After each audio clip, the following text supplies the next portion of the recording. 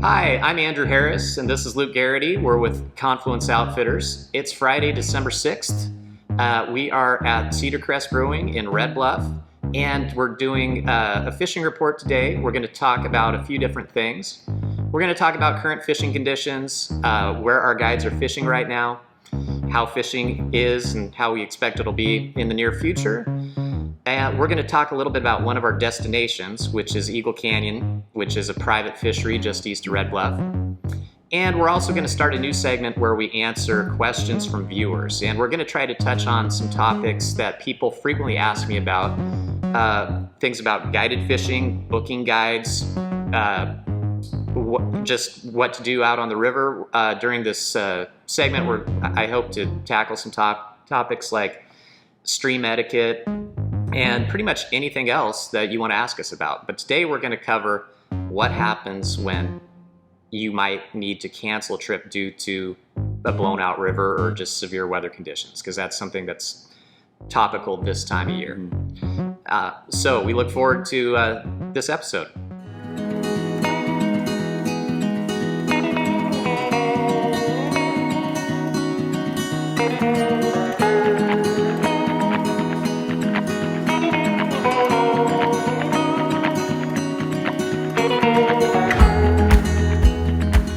Let's talk about our current fishing conditions. Luke's been out on the water on the Lower Sac and the Trinity this week. So tell me a little bit about the Lower Sac. How's it been for you? Lower Sac fished really well. Yeah, there's a lot of bug activity when it's not raining, it seems like. And so yeah, still catching good fish. Egg bite seems like it's pretty much, come to a switch where we're catching almost everything exclusively on nymphs. Yeah, we got to do some dry fly fishing the other day, which I was really excited about. Yeah, I mean, we got this extended hour-and-a-half window of dry flies. So, well, tell me, what bugs are you seeing on the water? So, BW betases, mayflies. There's obviously some caddis still. Seems like there's always caddis somewhere around on that river. Yeah. So we've been catching fish on I guess flies that are related to PMDs or BWOs were also a big thing, and then rubber legs, pretty much. So when you're fishing the small nymphs, I mean, are we talking 16s, 18s, 20s, 18s all and the 20s. above? Yeah, mayflies, 18s. I probably use 18s most of the time, would be the standard, but yeah, very small. Yeah, oranges, or not orange. I wish. Orange was fun when it was happening. How about brown or olive? Black? Olive's been consistently better for me. All right. Brown. I also caught some fish on zebra midges too. Okay. So early in the morning, depending on how early you get on, I guess. When you've seen fish rising, what time of day has that been? That was about almost right around noon, noon to 1, and there was it was really the sun poked out. All of a sudden, a massive hatch came off. I mean, it was pretty epic. And then, just tons of rising fish. And so we cast for about an hour and a half for using dry flies on the Lower Sacramento River, which was epic. And were those all small mayflies? No, I was using caddis, and then also, some BWO, really small. I mean, I do double dry rig. Oh. So I use the larger elk hair caddis type thing so you can see it. Like a 12 or a 14? Like 14. Okay. Yeah, 14, 16. But I did notice that after we hooked fish, they started cluing in on what was going on, because they actually were taking elk hair caddises at first, and then they switched over to the microscopic BWO. So. Did you have to go down to like 5X tip bit on that? Yes. Okay. Did you try heavier tip bit? Yes. That was a failure. We hooked. Our problem is we were hooked. Every one of these fish was, I'm going to guess, 18 plus. Oh, geez. They were good They're nice fish. trout. Yeah, I mean, it was like the ideal situation. Yeah. So 5X was not cutting it. I will say that we broke off 2 or 3 fish. But they definitely clued in. After I think the first two fish we hooked, we thought it would shut down, but they kept rising. But they definitely switched over to only sucking small micro stuff. And our flow's about the same. It's still in the 4,000. Yeah, it was like 47, I think. 4,700 range. Yeah. Okay. Yep. Yeah. So, but yeah, fish really good. So the Lower Sac, it fishes good almost all the time, or average. I mean, there's obviously better days than others, but it's always a good option for people. And so we've been waiting all year to get some rain on the Trinity River, and so you fished over there since it rained. And did. how did you do over there? Well, Has it changed? so Are there yeah, fish now? it rained all weekend. There's fish everywhere now. And That's what I'm hearing. Oh my gosh, it was amazing. Everywhere. So it did not change the water flow. So the water's Water was still super low, still gin clear. So it didn't color up at all, and it didn't come up much. And so I did a float on Wednesday, and we hooked 2 fish swinging. So that was good. Like adult fish. Well, one of them was an adult for sure. The other one, you never know. Right. Okay. Tap, tap, tap. Yeah. But it was good that they were on the swing, so that was exciting. We didn't get any takes on any really, I guess, clear takes on indicator. But yeah, I just didn't see a lot of fish. Quite honestly, we saw a few. Saw some suckers. That was deceiving. Yep. And then we saw a couple salmon, but they were beat up, nasty ones. Yeah. So got it. Yeah. So I think we need more rain, and they need to release more water. Yeah, well, we'll get more rain this weekend. Starting today, it's supposed to dump over there through tomorrow, and so it'll be interesting. Hopefully the river will come up measurably, and that will help. That'll bring more fish into the upper part of the river where we do most of our fishing. Yeah. So I've heard from some of our other guides. Today we have guides out on the Upper Rogue. Leslie Ajari is guiding on the Upper Rogue today, so is Gino Bernero. Gino said he was out a couple days ago with our good friend John Hazlett, and they swung up one adult fish and hooked another. So it sounds like fishing on the Rogue is worthwhile. Gino says there's very little fishing pressure right now. So even though there might not be stellar numbers of fish around, your chances of encountering one are pretty good. So that's what I've heard from the Rogue. We have guides out on the Trinity today. I'll be curious to hear how they do as this storm comes in and the water levels come up. So that's pretty much it for our current fishing report. Let's move on and talk about Eagle Canyon. All right, let's talk a little bit about Eagle Canyon. So Eagle Canyon is an interesting fishery. It's a private water destination. It's about 30 minutes from Red Bluff, where we are now. And this is a fishery that we have booked exclusively for 10 years, or 9 seasons now. I think our first season was 2010 and 11. And what Eagle Canyon is, it's 2 ponds. The biggest one is about 3 acres. The smaller one's about half that size. You can float tube, you can fish from shore, you can wade. It's not really big enough to have a boat that's bigger than a one-man pontoon boat. And the way we book it, it's open during the winter months only. So our opening day is coming up tomorrow. And so this week I've been doing a lot of preparation, getting the place ready. We're open from early December through the middle of April, roughly. And the way we book it is a little different. We like to rest the fish. If they get fished every day, they get really smart. They get really smart no matter what, but they just get smarter faster. So what we do, we rest it every day. So we're gonna have a group actually from Red Bluff in here for our opening day, which is a big deal. That's usually when the fish are the most eager and the dumbest, frankly. So they're hungry. Yeah, they're hungry. Yeah, and they haven't been fished for. So yeah, usually means a lot of hookups. I met you. I think we met. I got to fish that one time. Yeah, I think we may have met at Eagle Canyon. It's true. Yeah. So the way we book it, we always do a rest day between each party. So nobody will be in there Sunday. I have some groups like to fish 2 days in a row. Not very many. Most people just come up for one day. I've got a group coming in for a couple days in a row. Let's see, Monday, Tuesday. We'll be resting Thursday, and then another group Friday, so you get the picture. If you bring 3 or more people, you get the whole place to yourself, which is really nice. And that's really, I think, the best way to enjoy Eagle Canyon is to take a group of buddies and just have the whole place to yourself for the whole day. Yeah. If you bring, you can come as a single or a double, and what I'll do in that case is I'll probably end up pairing you up with another single or double, a maximum of 4 in that case when we're mixing people. But if you're bringing your own group, you can bring up to 8. Some groups even bring more, but 8 would be kind of the recommended maximum. The big appeal of Eagle Canyon, I think, is the big fish.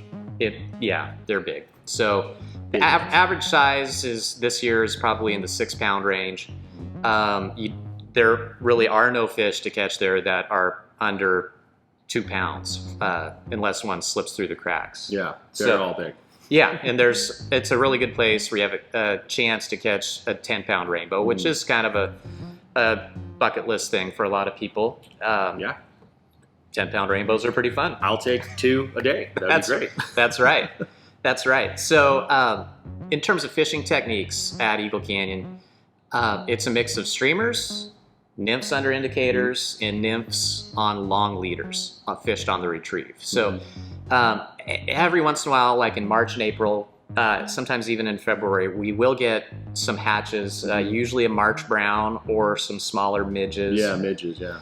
Where the fish will hit the surface, but that's rare. So when planning for a trip to Eagle Canyon, lots of streamers, lots of trout nymphs, just regular trout nymphs that you'd use on any of your regular trout fisheries, size 12 to 16, even 18. Bird's nests and pheasant tails, micro mayflies, Hogan's S&M nymphs, things like that. Just bread and butter. Just normal trout. Yeah, stuff, and you know, you bring some wacky stuff too. Like sometimes they'll eat big rubber legs. Yeah. They'll eat cheese brains, the egg patterns that imitate the sucker spawn. Yeah. The micro spawn. Yeah. They'll eat those. They'll eat San Juan worms. For streamers, they'll hit a wide variety of things. Day in, day out, I would say more sparsely tied leeches, like smaller, size 10, in brown, black, purple, olive are good. But big, flashy streamers can work really well too. The main thing that throws a lot of people off is when people think about stillwater fishing, they think about fast sinking lines and things like that. Leave those at home because Eagle Canyon is shallow. So you can wade almost. I've actually waded out to that island. Yeah. Well, you're taller than most, so I wouldn't encourage people to try that. That might be true. Yeah, but I have seen it done. I made it. You made it? I didn't die. Yeah, all right. Well, that's good. So for lines, floating lines, I'd say 90% of the fishing at Eagle Canyon is done with floating lines. The rest is done with intermediate lines or wet tip lines where the last 10 feet or so sink. And like slow sinking. Yeah. And I have seen people be very successful fishing streamers with a faster full sinking line on just a really fast retrieve. Oh, okay. It's just you can't wait to let it drop because the rocks you'll be all over the bottom. Gotcha. But I've seen people do really well with that. Okay. I have, so it's kind of a good place to learn how to cast too, right? If somebody wanted to, like, if it wasn't windy, it'd be a good place where you can cast a lot. But I saw some guys up there one time using like micro spay. Oh, really? They were using I guess it was a switch rod probably of some sort, you know. And so do people do that often? Some. What's the success rate on that? Well, I'm sure that's good for casting way out there. Yeah. Which is definitely They helpful. were casting way out there. Yeah, you get a much longer retrieve that way. I don't see a lot of people do that. You brought up casting, and Eagle Canyon, if you're not a person who can cast it out there 50 feet every time, no problem. Yeah. I would recommend sticking with nymph and indicator techniques. Okay. And the reason for that is if you can only cast 30 feet or so and you're retrieving your fly the whole time, you're going to end up doing a lot of disturbing the water because you're going to cast out, you're going to bring it in, you're going to cast out because it doesn't take very long to do a retrieve if you're not casting very far. So you're going to end up just kind of caning the water right in front of you. Whereas if you can throw 20 or 30 feet and with a nymph and an indicator, you can just put it out there one time and leave it. Yeah. And let the fish come around and they'll find it and they'll eat it. The thing about Eagle Canyon is if you have been fishing for 15 minutes, fish have seen your fly. So you don't need to worry about, oh my gosh, maybe a fish hasn't even looked at this thing yet. If you haven't had a bite in 15 minutes, change it. Change it up. Yeah, change your fly, change your technique. So definitely don't bring a drift boat. It's not big enough for a drift boat. Right. Leave your boats at home. Uh, Pontoon number- boats and float tubes are fine. Number 2, don't cane the water. Just don't do it. Yeah, it's good. right. And then 3, change up often though. If Yeah. you're not getting takes, or if you're not getting a fish taking your fly, you should take it up, change it Yeah. after up to 15 And I mean, minutes. everywhere is kind of like that, Yeah. but Eagle Canyon even Mm-hmm. more so. So changing your fly often is definitely a good thing. And keep in mind, I mean, the bite will kind of wax and wane during the day. There's sometimes times when the fish just won't leave your flies alone, and then there's times when they just aren't interested. But I would recommend changing flies and techniques pretty quickly to be successful. That fishery also seems like the kind of place that you were saying, like groups will come up and use it. It's a great place to have like barbecue, because there's picnic tables, and I think when we went up there, we did carne asada. Yeah, that was really good. Right in the middle of the day. It was epic. Yeah, so a lot of our groups, they'll bring up a hibachi or something like that. In terms of amenities, we have picnic tables, we have electrical power, we have a fire pit, we have an electric heater, we have a fridge, a microwave, a coffee maker. Yeah. And a bathroom. And we do have a bathroom. Yes. Very important. Yeah. Yes, it is. So I just cleaned that out 2 days ago. Good for you. Yeah. Way to go. I know, right.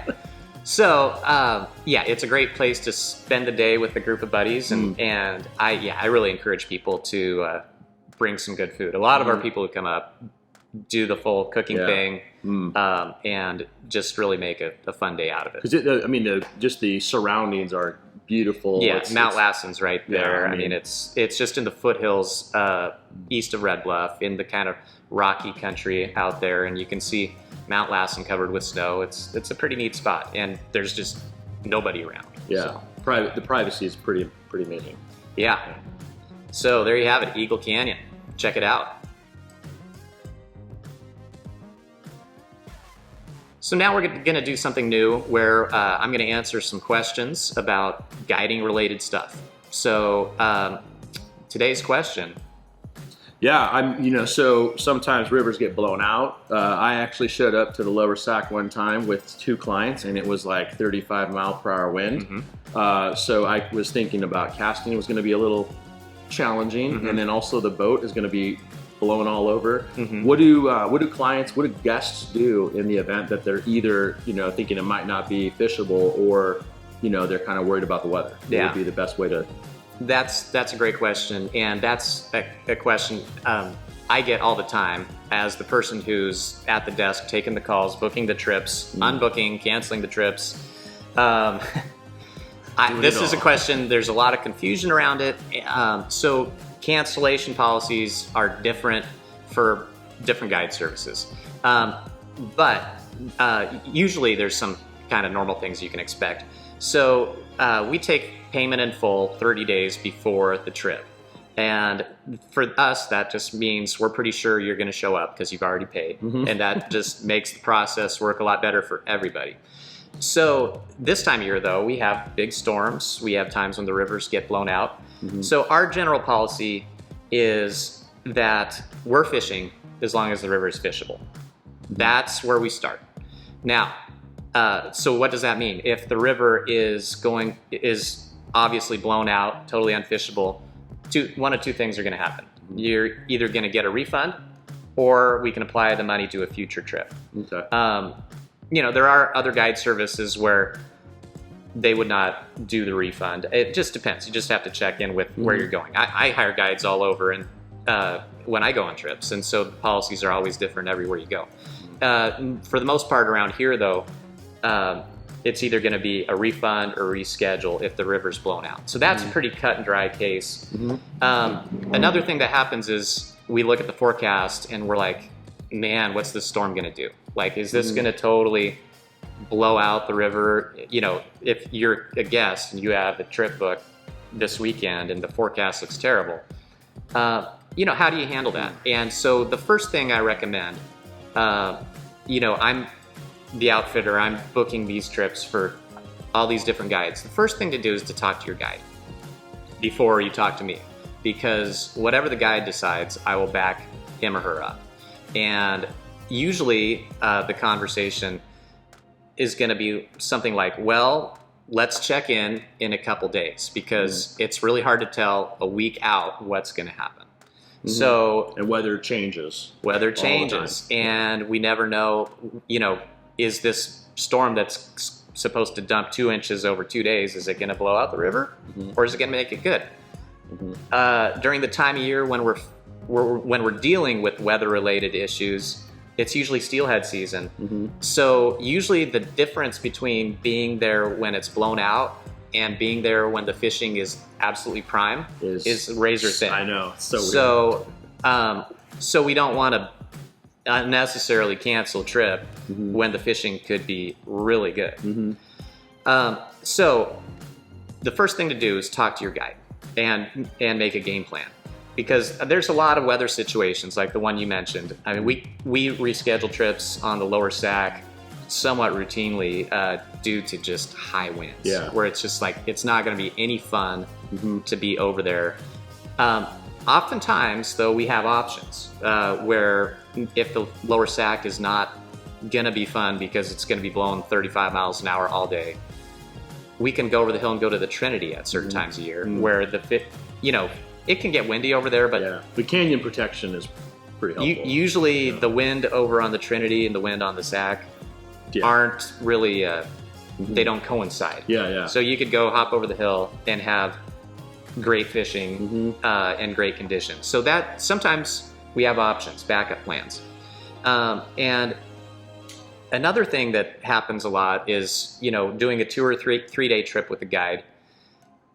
You might have good conditions one day, maybe it's raining really hard, the river's kind of blowing out the second day, and the third day, you talk to your guide the night before and you just say, hey, let's go check. Let's just take a look in the morning and we'll make the call then. And I bring up this example because of how you should deal with your guide in the event that you decide to just not fish that day. If it's a mutual decision, if you're the client and I'm the guide and we're both looking at the river and that next morning and it's not fishable. We're thinking this ain't gonna happen. Yeah, that's fine, but you should strongly consider still tipping your guide for that day, because your guide has already done 99% of the work for that day. He's made his lunches, he's probably rented a hotel room, he's been watching the conditions, he's dyed his flies, rigged the rods, everything's ready to go, and he's worked really hard to hopefully put you on the water if the conditions allow for it. And they don't, you should consider giving your guide a gratuity for that day.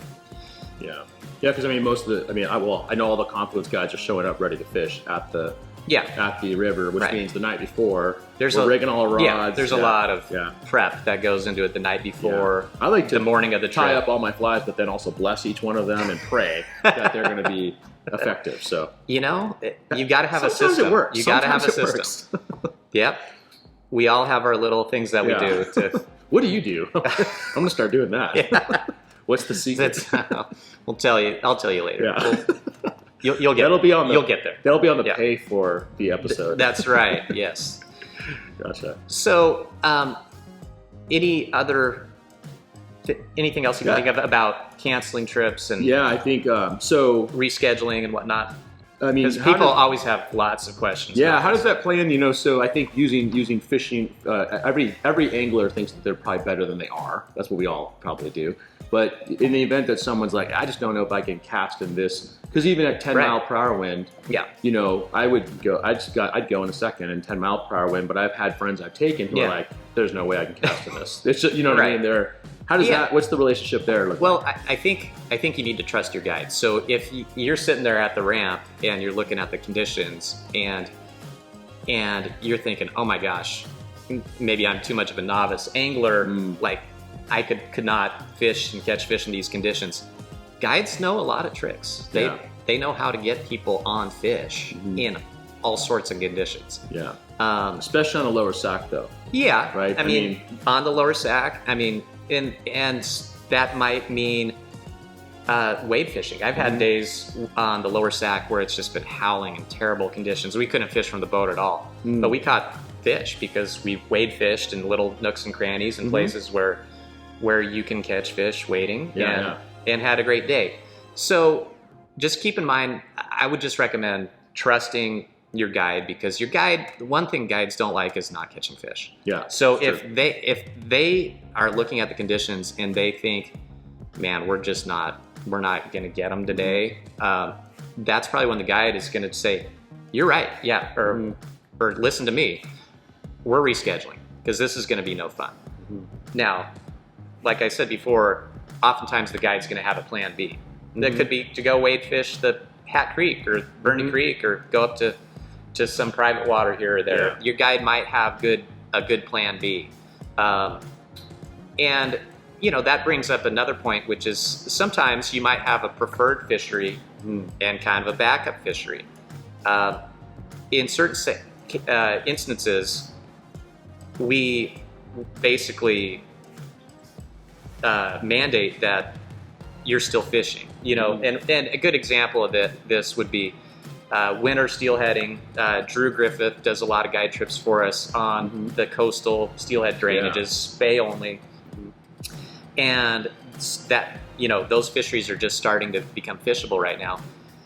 A lot of people will have their heart set on the Smith River or the Eel River. Yeah. And the romance of fishing those two rivers. But maybe they really want to do one instead of the other. Okay. But a lot of people have their heart set of fishing on the eel. But if the Smith is fishing and the eel isn't, you're still fishing. Yeah. We're not canceling because you didn't get your preferred fishery. Gotcha. You're winter steelheading. You're going to go. You're going to go where it's fishable. Gotcha. Okay. So there's all kinds of situations, and it changes depending on the time of year, the fisheries you're fishing. So there's cases where, even if you don't get your preferred fishery that you've had your heart set on, if there's an alternate fishery that's fishable, we're still doing the guide trip. We're still fishing. Sweet. So if you have questions, our goal here is to reduce confusion about some of these guide-related things. Hopefully we succeeded with that, talking a little bit about cancellation policies and rebooking trips and all that. If you have more questions for us for this Q&A section, you can post a comment below, or you can email us. I'm Andrew Harris, and this is Luke Garrity. We're with Confluence Outfitters, and I would like to encourage you to like us on Facebook, subscribe to our YouTube channel, and follow us on Instagram. Thank you.